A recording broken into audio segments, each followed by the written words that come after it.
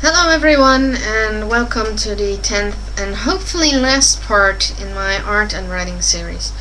Last time I left you all hanging and where I was explaining the technological side of my original story that I'm going to publish, so don't touch it. My lawyers will find you. Anyway, I left off telling you about the nanite chips, which can be designated to be anything from a small blood cell that can destroy cancer cells to a microscopically small cell in the outer layer of the colony that protects the colony against small debris. Anyway, the arm guard. This is the next piece of technology. The arm guard has a variety of uses. It uses nanochips to replicate what is needed. It can be a shield, a means of stunning an attacker, a medical tool needed at the moment, or yeah. They make use of the versatility of the nanochips to allow their arm guard to produce anything they need or become anything they need. This brings us to the next thing in the story. I decided that in this story it will be the struggle between the earthbound humans, who are still having conflicts on Earth, and the almost utopian society in the colonies. I've called this a system without money. Within the colonies there is no money, no financial system. In the morning each family goes to the shops and receives foods and other resources for the day. Space is harsh and unforgiving. Every human that dies is one that was needed to keep the society alive. I've written this from the point of view of my main character from the colonies, Aaron. Space is harsh and unforgiving. Every human being that dies is one that was needed to keep our society alive. We have no need for money. Money won't keep us safe. We don't need it. Everyone has their daily needs seen to. Food, water, clothing, protection, a home. Those are the food and water, clothing, protection, and a home. Those are the four basic needs of every human being that they need to survive, and these are the things that we supply for all, and in return we all help in whatever we can. We have people who work in the greenhouses and see to it that there is food for us all. We also have people who work in the factories on construction sites who see to the material needs. We teach our children to cook and clean and sew and build. These are the things they will need to survive in the harsh and unforgiving environment of space. Because space is unforgiving and harsh, we must focus our energy on protecting our precious people. War is counterproductive to that cause. We focus on making sure that our homes aren't destroyed by space debris. Fighting one another will only result in our deaths. Aaron Aditi, overseer of the colonies. So yeah, that is basically how the society in the colonies work.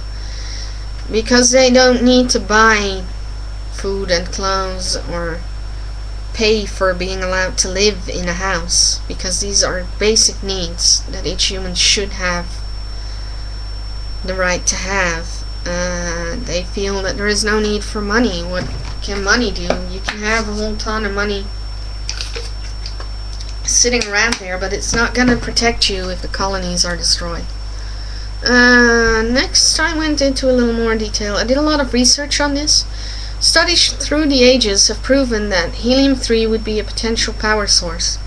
Helium-3 fusion would produce up to 70% more energy than normal fusion. But without helium-3 fusion would not only produce 70% more energy, but it would also be much cleaner, as there would be no nuclear waste. Helium-3 fusion is, I believe, also known as cold fusion. This makes the needed reactor much smaller and cost efficient than a conventional nuclear reactor used on Earth's surface. Helium-3 is mostly mined on the Moon's surface, but also collected by specialized plants that the colonists of the past have built in the air over the surface of Jupiter. Helium-3 collectors are outfitted with a fully mechanized plant to create fuel from a small portion of the collected helium-3, so the carrier shuttles wouldn't have to waste their precious loading space on extra fuel for the trip.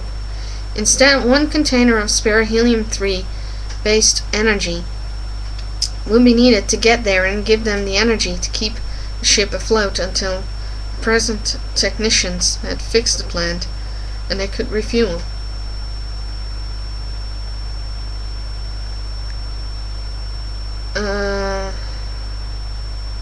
Yeah, I also thought up here that they have that spare can of fuel for the ship, just in case one of the plants is not working, so they can send a signal back home, hey, this plant is not working, and then move on to the next plant where they can get refueled if needed, should they not have a technician. But the colonists solved this problem by having each ship outfitted with a technician and a medic as basic crew, along with the captain. So each shuttle has at least 3 crew members, or 2 crew members who specialize in all 3 these fields.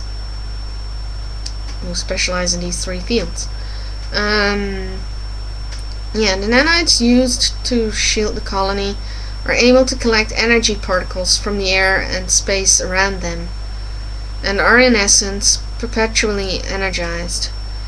They didn't rely on this energy, but most of the colony's technology does. Yeah, the colonists wanted to make sure that their colonies would not be destroyed should the power fail, so they made it so that the nanites could draw energy out of the air around them, the energy particles that are already present there. So yeah, that's that. Now real short on the people. We have, as I said, Aaron Aditi. Aaron is the current leader of the colonies, 23 years old, and by the colonists this person is revered as a holy entity. Earth's leaders call him a monstrosity and cruel leaders, but the colonies speak of him as loyal, loving, protective, and gentle, and a person who takes care of them. Aaron was forced to take leadership at the tender age of 9 when his father passed away, and has done so with the help of Yuri Besnik, his trusted advisor. Now, to understand the colonies better, you need to know that the colonists are superhuman. The brilliant scientists that were sent to the colony from Earth, in the deepest secrecy once they got on these colonies, were given funds and test subjects galore to do their research with. The goal of EPA was bringing them to the colony. EPA bringing them to the colonies was to create humans who surpass the humans of today. The humans would be stronger, faster, and smarter, and their bodies would be genetically altered to heal faster and better and be immune to many kinds of diseases. Years had passed, and the colonies finally no longer have any earthbound humans living on them. The superhumans, which are a result of centuries of scientific research and testing, are now inhabiting the 5 colonies, and Earth's leaders have withdrawn their hands from the entire project, completely with the passing of the last leader who knew of the colony's existence. The colonies, however, had not forgotten their earthbound brothers, or the planet that hovered below them, and how their ancestors were kept from returning to a sad planet. Now I need to check my time. For time, I'm sitting good. I'm at 5 minutes. So, yes, I'm going to have to split it up in a number 11, I'm afraid. So, yeah, we've talked about Aaron, the leader, Aaron Nadati.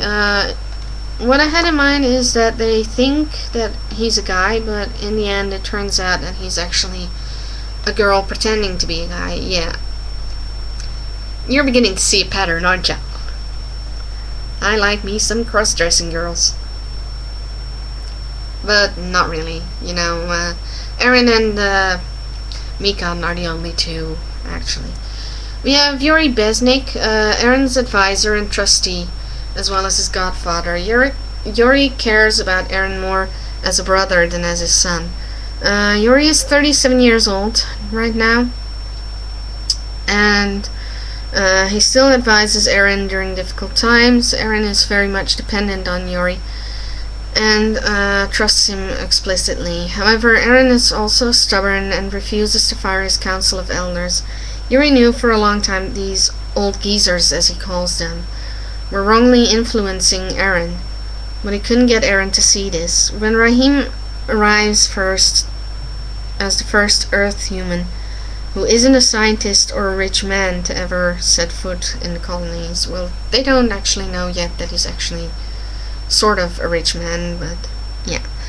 So anyway, set foot in the colonies. Yuri is rather suspicious and refuses to treat him kindly until Eren actually orders him to be nice to their guest. Next is Mira Magenhild.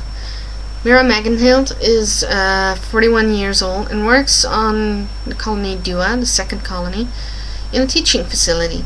She teaches young children with high IQs and superb learning capabilities on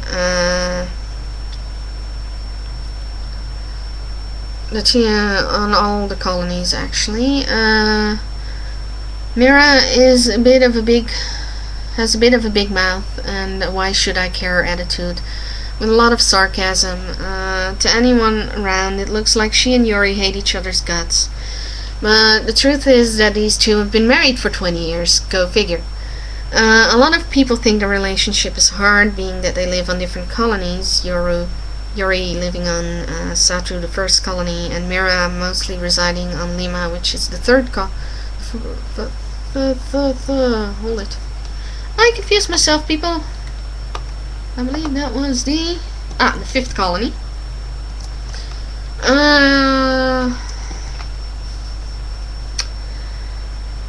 But Mira often travels to Satu, the first colony, on Eren's request. She works as a medic while she is on Satu. Mira and Yuri work together very well, and Raheem is witness to the two in full combat mode, fighting back to back, with Mira shouting out profanities and sarcastic comments left and right, and Yuri stoically kicking any ass Mira might have missed. Check the time again, because I think we might be almost over. Come on, give me my time. 13 minutes, okay. So, yeah, those are the first three. The other 5 characters, I think, that I have left, and the setup and the author notes I will tell you more about later. And I really hope that there's anyone actually still watching right now that might in the future when my book comes out, which I am, by the way, as Dutch person, actually writing in English. Would you believe that? Yeah, when it comes out and it gets sent to America to be published there, hopefully, as well. That some of you who actually watch this and are still with me after 10 vlog inputs will actually buy my book if I ever get it published. So yeah, see you next time. Mata na!